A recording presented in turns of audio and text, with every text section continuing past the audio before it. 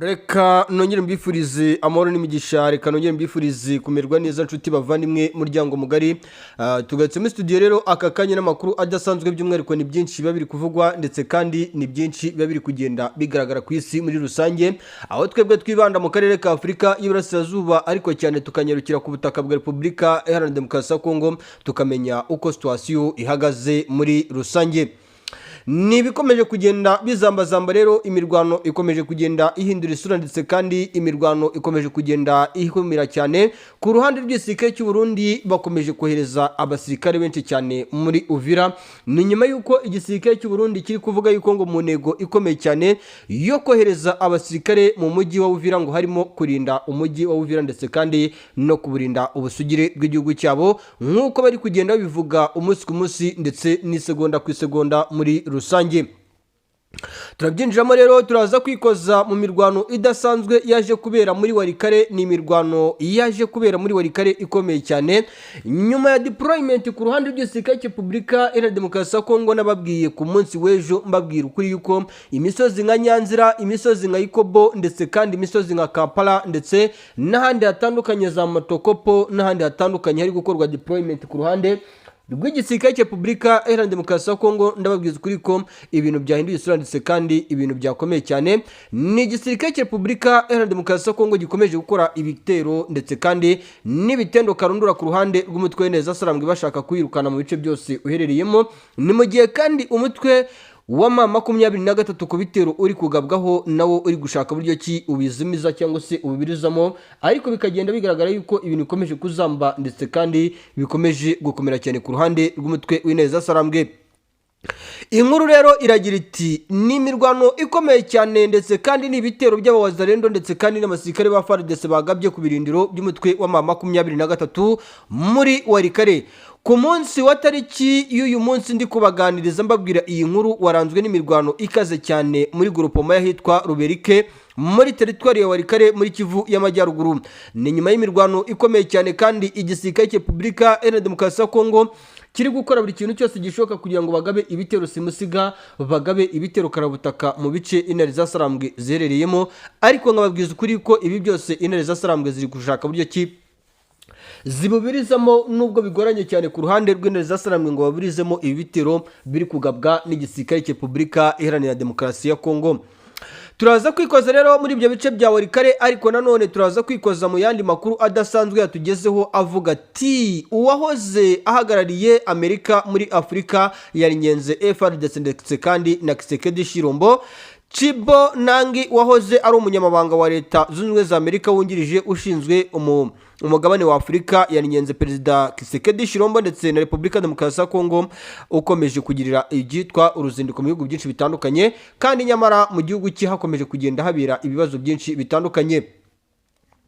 N'uyu mugabo rero wanenze Perezida Antoine Felix Tshisekedi Shirombo ndetse kandi ukomeje kugira ingendo mu mahanga mu gihe abaturage bo mu Burasirazuba bwa Repubulika Demokarasi ya Kongo bakomeje kwicwa n'imitwe yitwaje intwaro itandukanye. Ni mu gihe uno mugabo yunze muri iri jambo turi buze kugaruka mu buryo burambuye avuga ati mbere yo kugira ngo uno mugabo asure ibihugu byinshi bitandukanye akabanze kuba asura abaturage batuye muri Kivu y'Amajyaruguru, akareba uburyo babayeho, akabashakira igisubizo, kuko nicyo gisubizo kirambye ku ruhande rw'igihugu cya Repubulika Iharanira Demokarasi ya Kongo. Turaza kwikoza kandi mu misozi yahariya muri Minembwe ikitwa Operation Simusiga, Operation Karabutaka.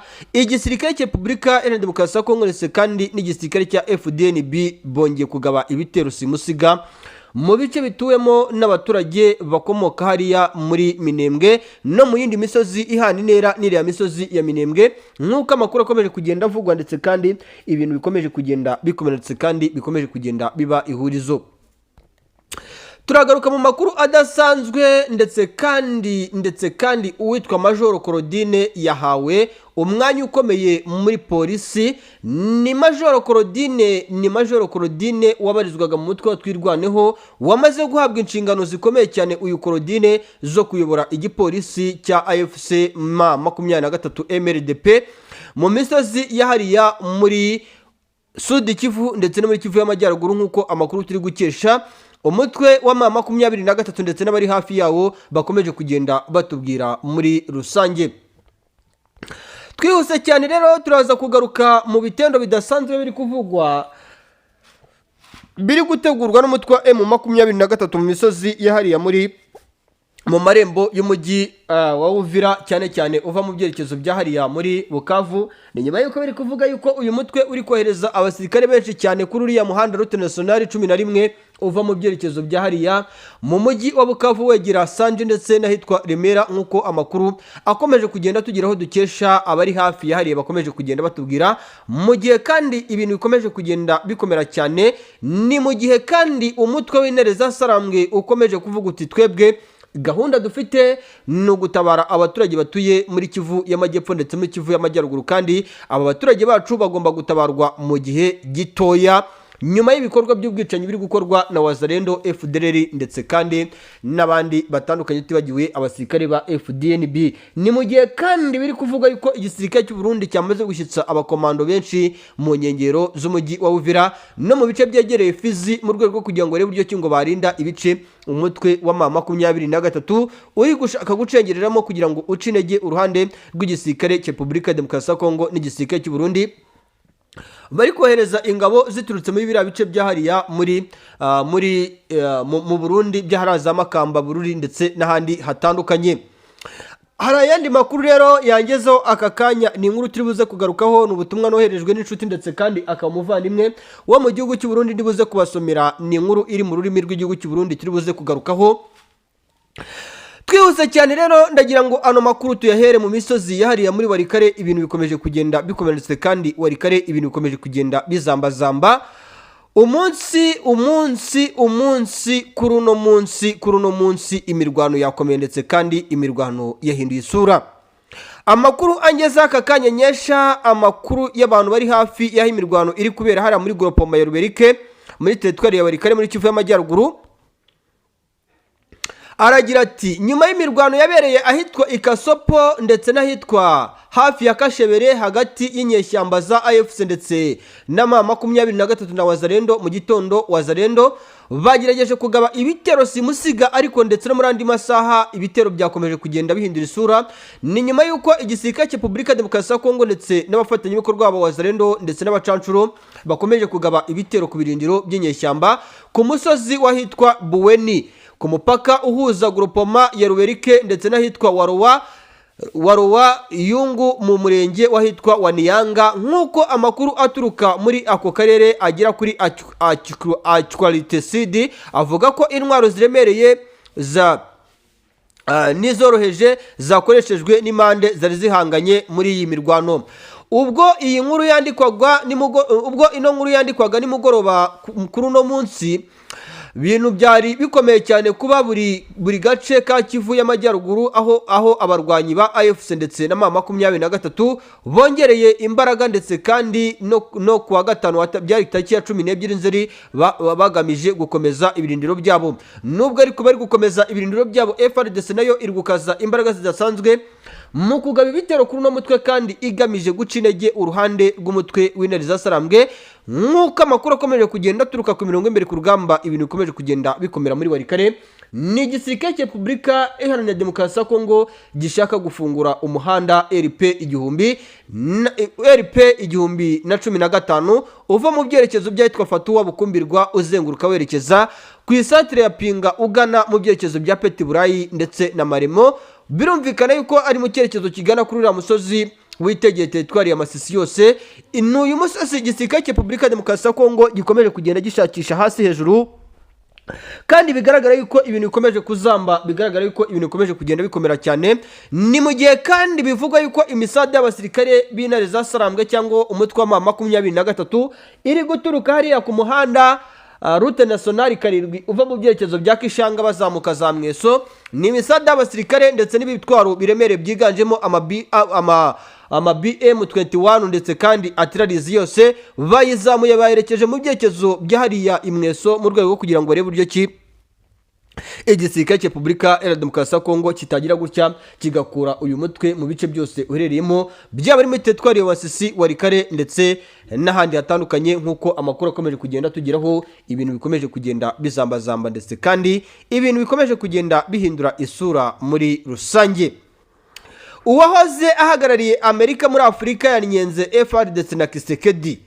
Tibo Nangi wahoze ari umunyamabanga wa leta zunze ubumwe za Amerika wungirije ushinzwe umugabane wa Afurika yanenze Perezida Felix Tshisekedi Tshilombo uyobora Repubulika Demokarasi ya Kongo.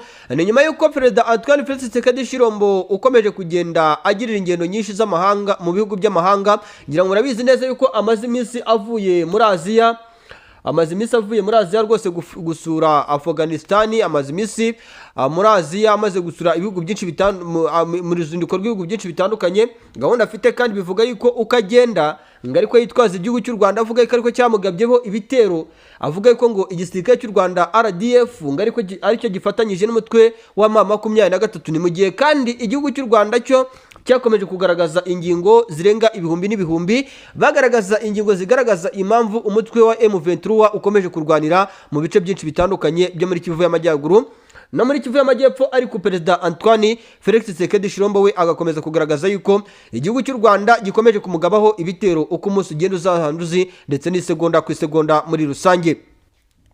Tibo Nangi rero yabitangaje nyuma y'umunsi umwe Tshisekedi Tshilombo, nyuma y'iminsi myinshi Tshisekedi Tshilombo ndetse n'iminsi myinshi bikomeje kugenda bigaragara yuko Antoine Felix Tshisekedi Tshilombo rwose akomeje kugenda agirira uruzinduko rwinshi mu bihugu byinshi bitandukanye. Ahangira ngo turagaruka kuri Kazakhstan amaze iminsi agiriyemo uruzinduko. Tshisekedi yasuye iki gihugu kandi yasuye iki gihugu giherereye ku mugabane wa Aziya nanone nyuma y'umunsi umwe umutwe w'iterabwoba wa ADF ugabye ibitero bikomeye muri teritwari ya Rubero mu ntara y'Kivu y'Amajyaruguru. Abaturage barenga 100 nibo bamaze kumenyekana yuko biciwe muri kiriya gitero cyagabwe ku bantu bari mu muhango wo gushyingura.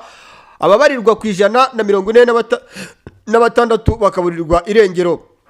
Iki gitero kandi nanone cyabaye mu gihe ingabo za leta ya Repubulika Demokarasi ya Kongo zimaze imyaka hafi 3 zikubitwa ababaza n'inyeshyamba z'umutwe wa M23. Ndakubwiza ukuri ko rero ibintu bikomeje kugenda bikomera cyane ku ruhande rw'igisirikare cya Repubulika Demokarasi ya Kongo ndetse no ku ruhande rwa leta ya Kinshasa. Ubona yuko rwose irimo ibintu bijagaraye nta watinya kubivuga. Ubona yuko kandi kuzakemuka kwabyo bigoranye cyane ukurikije buryo ki bikomeje kugenda bigenda cyangwa se ukurikije buryo ki bikomeje kugenda bigaragara. Tibo Nangi kandi abinyujije ku rubuga rwe rwa X yanenze ingabo za Repubulika Demokarasi ya Kongo zikomeje kutagira icyo zikora ku baturage bakomeje kwicwa.